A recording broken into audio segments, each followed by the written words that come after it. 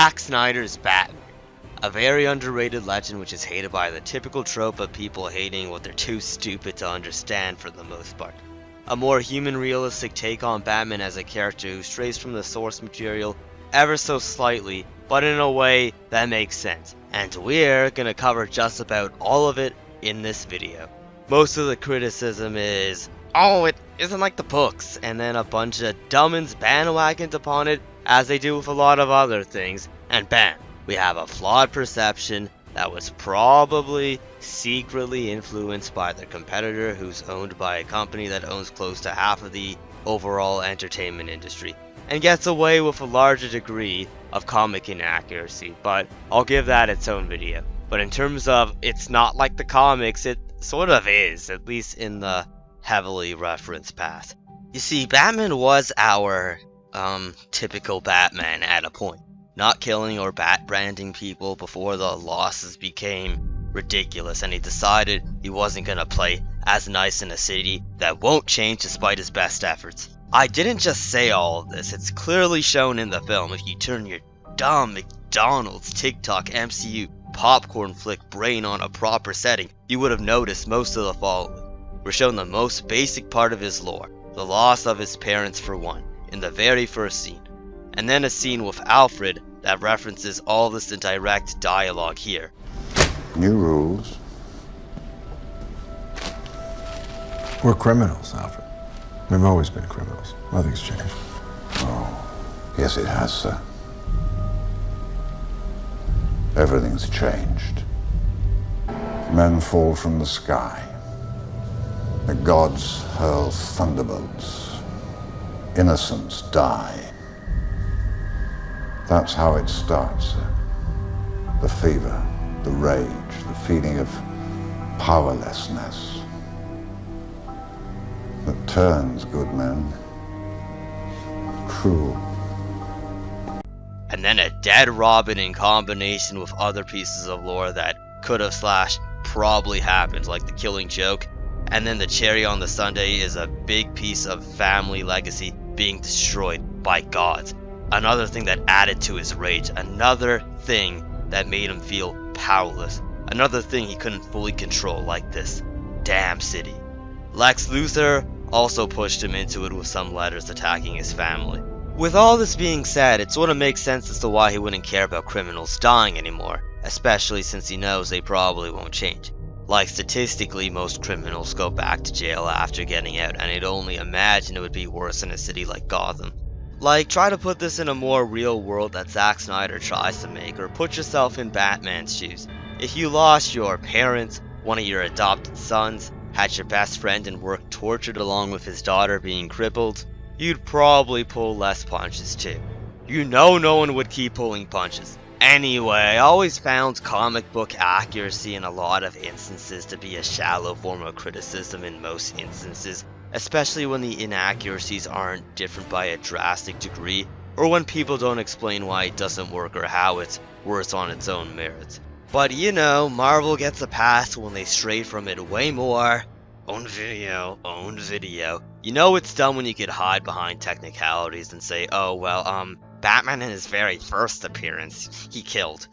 So therefore, he's ultra comic accurate. You imbeciles are shallow clowns.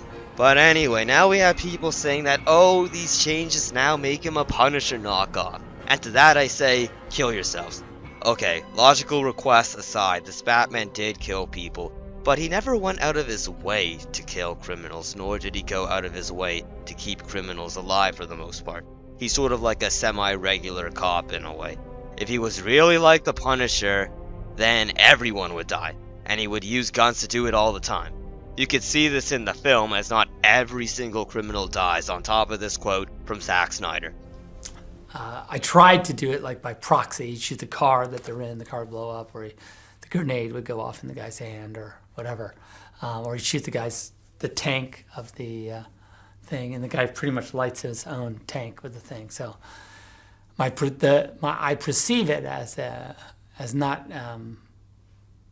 him killing directly, but by sort of, if the bad guys are associated with the thing that happens to blow up, that's not really he would see that he would say that that's not really my problem. Like they shouldn't have been around that Sort of machine manslaughter. gun. What's that? It's like manslaughter. Yeah, a little more like manslaughter than actual murder. Yeah. Zack Snyder hits the nail fairly well with that interview, but I think he could have worded it better. So I will.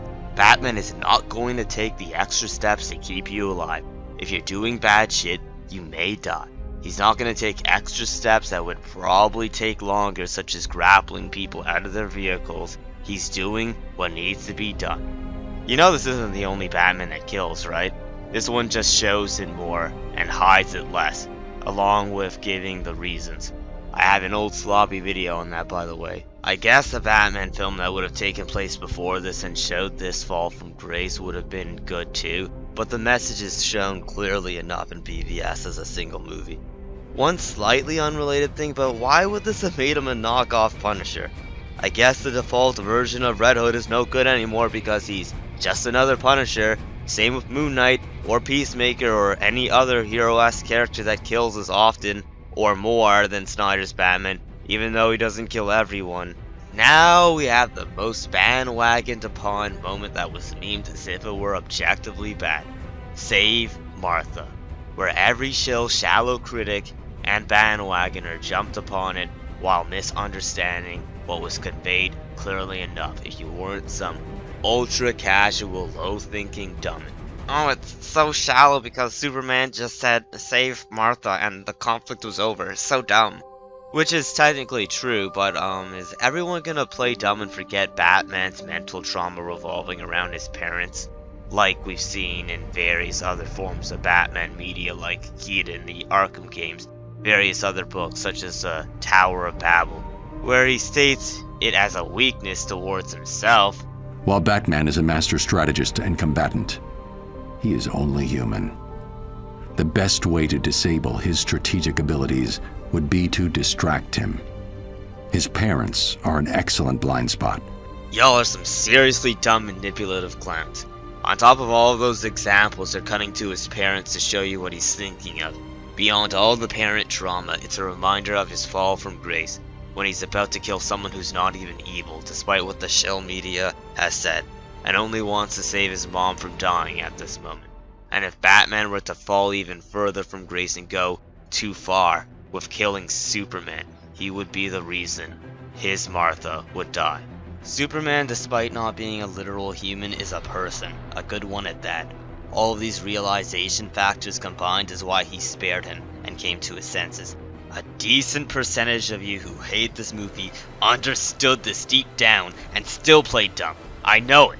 But anyway, after this, Batman does what he couldn't do as an 8-year-old. He saves Martha, not just from one petty crook, but from multiple gunmen and mercenaries. He's not a little boy anymore. He takes down everyone in the best Batman fight scene ever, and then saves Martha, signifying the start of his return to grace. Before we get on to the last point, let's do a straightforward re-summary into it with cool music. The story of Snyder's Batman is a story of a crime-fighting veteran who's lost too much and has seen too much people go bad, to the point where he's lost the will to be compassionate, and has replaced most of that compassion with vengeance, so much so that he apparently falls from grace. But can one really blame him when he fights such things that are destined to be the way that they are, such as Gotham City itself? He's fighting fate itself. Can one blame him for falling out of this beautiful light, falling out of the beautiful lie into the darkness? No, you can't. And what he does, despite being a darker version, is still vengeance. He is still the Knight. He is still Batman.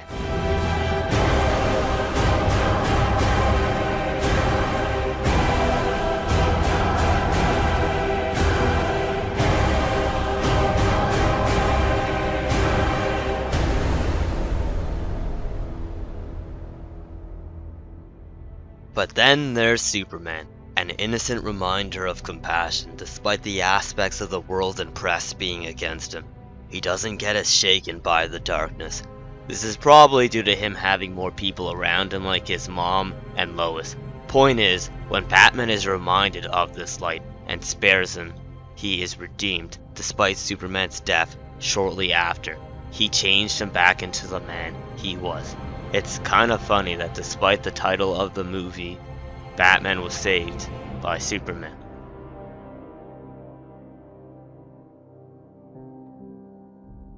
Well, that's about it for this video. I just about covered all the main regurgitated points that aren't smaller nitpicks.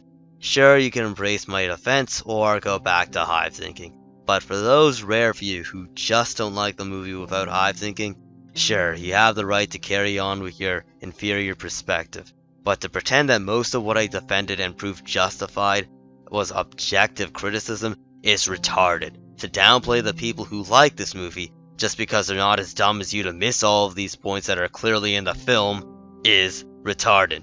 I didn't even use points from the Ultimate Edition, which was basically supposed to be the default version, but WB sort of butchered it by cutting down its runtime cause, oh, the people have short attention spans. Sounds like they were sort of trying to cater to the recent simple cookie cutter Marvel films, which mostly never tackles deep content close to DC. But I guess that makes sense since thinking, well, deep critical thinking, is a minority. Especially a minority in these modern times from like 2013ish and onward, hence why DC is destined to be called second by the general masses. Whatever, I'll save the rest of that tangent for another video. But yeah, I won't even bother showing all the exact names of various HiveThink critics that subconsciously make people dumber. You know what, I changed my mind mid-edit. I'll name one of the many. Cosmonaut is a CNN of critics. They all are. Think for yourselves. I'm not some super mega mind in this video. My points aren't even far-fetched or super unique as others have already said most of mine. Go check out some other defenses from other nicer YouTubers than me that are more nice to these dumb critics that don't deserve the kindness. Like Tex is a good example. Check out some of my other videos and cool defenses and check out my various media like my Instagram. But yeah, thanks for watching.